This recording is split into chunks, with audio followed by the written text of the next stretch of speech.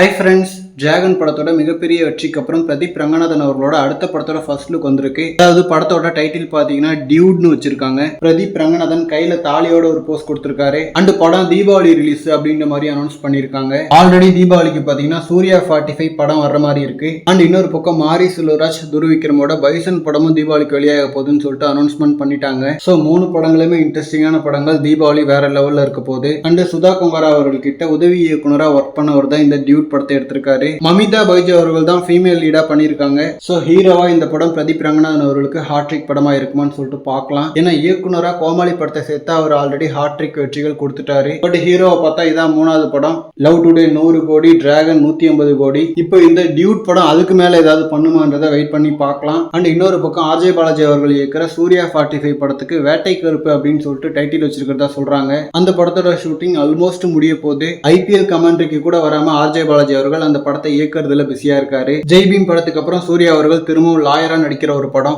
தென் மாரி செல்வராஜ், துருவிக்ரம் அவர்களோட பைசன் பாத்தீங்கன்னா கபடி பிளேயரை பேஸ் பண்ண ஒரு படம். மாரி செல்வராஜ் அவர்களோட ஒரு ஜானர்ல தான் இருக்கும். சோ இந்த 3 படங்கள்ல நீங்க அதிகமா எக்ஸ்பெக்ட் பண்ற படம் எதுன்னு சொல்லிட்டு கமெண்ட்ல சொல்லுங்க. தேங்க்யூ.